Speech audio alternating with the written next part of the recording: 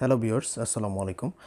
আজকে আমরা আলোচনা করব যে আসলে ফরেক্স ট্রেডিংটা কী এবং ফরেক্স ট্রেডিং কিভাবে করা হয় এবং আসলে ফরেক্স ট্রেডিংটার মাধ্যমে কি করা হয় সেই বিষয়ে আমরা ডিটেলস একটু জানার চেষ্টা করব।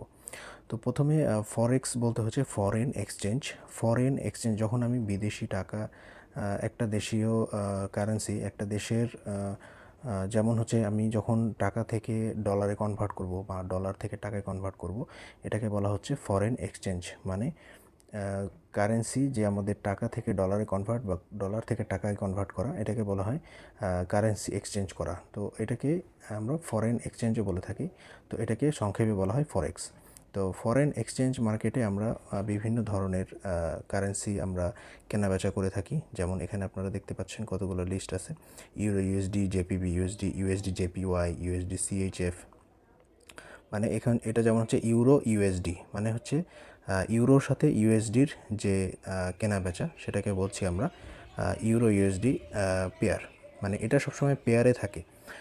যে কোনো কারেন্সি অলওয়েজ আমরা যখন কেনাবেচা করব তখন একটি কিনবো এবং আরেকটি বিক্রি করব। সো এখানে ইউরো ইউএসডি, আমি ইউরো ইউএসডি পেয়ারে আমি যখন এখানে বাই করব, তখন কিন্তু আমি ইউরো কিনতেছি এবং ইউএসডি বিক্রি করতেছি।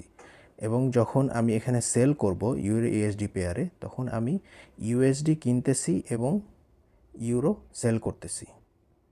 ওকে, সো আমার কনসেপ্টটা বুঝতে হবে। যখন আমি ইউরো ইউএসডিতে বাই করতেছি, তখন আমি ইউরো কিনতেছি, ইউএসডি সেল করতেছি।